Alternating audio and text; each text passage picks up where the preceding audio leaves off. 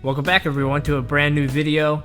Today's video is going to be all about a round I had played at Upper Macungie disc golf course, and going to be kind of voicing over or commentating over like my own footage. Whenever I film myself working out, I'm sort of self-spotting myself, so I'm starting to use that for disc golf of when I throw a disc, how did I throw it? How did I look throwing it? Did I take a wrong step? Did I turn it the wrong way? Did I turn the disc this way when it should have been this way? Etc, etc, etc. This was my best round ever, and I'm really glad I filmed it. Without further ado, let's watch and kind of commentate on what we see going on. So, I would say that this disc golf course isn't the most difficult. It's pretty easy and straightforward. About half the holes are in the woods, half of the holes are kind of more open. It's a really nice mixture, but these clips will be going quick. But one thing I do notice right off the bat is right when I'm putting, I take a step over, and I definitely shouldn't do that. That's definitely building a bad habit that I do not want to, if I were to ever play in any tournaments or anything, that I could probably get in trouble for. If you step before you like throw the disc, that doesn't seem right because you're kind of like traveling in basketball. But like I said, this was my best round ever. I'm not going to spoil the score just yet, but I got par on hole 1. I think I'm going to put like a little graphic next to me, but got a par on hole 1, par on hole 2, and a par on hole 3. Hole 3 can kind of be tricky because it's got a lot of trees.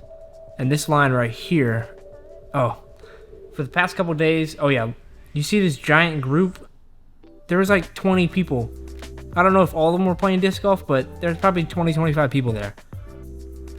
But I hit a tree, then a dumb, really easy upshot. Yeah, and I just choked the putt. I think I got a 5 or a 6 on this hole. This is the worst hole of the round. Just gotta hit the putts, I had a sick drive on this one. I had a birdie attempt here. I just missed it. I landed par there. And then this hole right here, you'll see the group, they let me play up. So a lot of the times in disc golf or golf, if you're unfamiliar, but whenever you have like a big group of people and you have like 1 or 2 people behind you, a lot of the times the big group is courteous enough to where like they'll let the 1 or 2 people play up, and that's just saying like, hey, go ahead of us, get in line because you're going to be way faster and we don't want you to sit behind us. But I will say that, oh man, that was close. That was a close birdie there. I will say that that my drives and my upshots were really good in this round, I noticed. And on this shot, I like skimmed the tree, if you saw it there, and I got really close. Oh, I almost nailed that birdie. That would have been awesome. But yeah, my drives and my upshots were really good, and my putts could have been better. I got a really good drive off this hole on hole number 9. And then, this is a really good angle. Nailed that birdie. I was so happy about that one.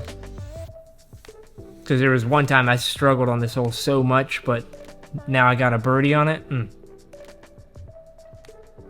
just as I was talking about like documenting and filming yourself, like doing like an exercise or a golf swing or a disc golf throw, get it from like all different angles. I know you saw maybe a lot of these angles are from behind me, but I've gotten side angles and not necessarily front angles, but side or back, just to see like what you need to do differently or change it up. Oh, that was a birdie too, but you see kind of like how I'm stepping and I shouldn't be doing that. But that was a birdie on hole 11. I started playing with this gentleman that I saw at the course. We finished out the round together, just started throwing. So that's why you see me talking at all, if you see me.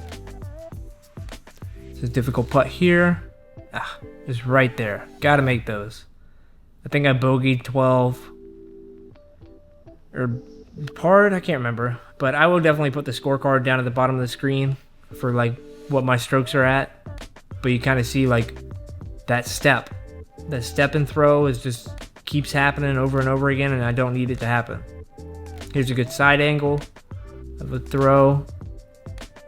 And if you guys want me to break down like any of these throws, or like kind of do like a feedback thing if you want me to where, and I've done it too whenever I'm just editing the videos of like watching back my throws and going frame by frame and seeing like, oh, I turned the disc up too much and it should have been more flat. Instead, I threw it like this. Or I see why it went so far right whenever I sat there and pulled it right in the video. But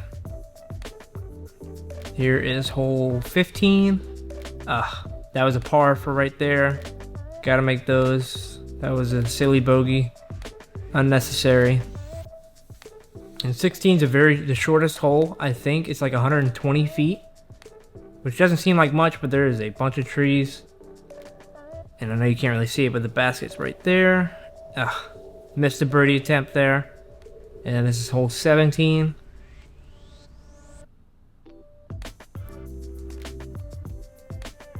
Yeah, just missed opportunities for putts.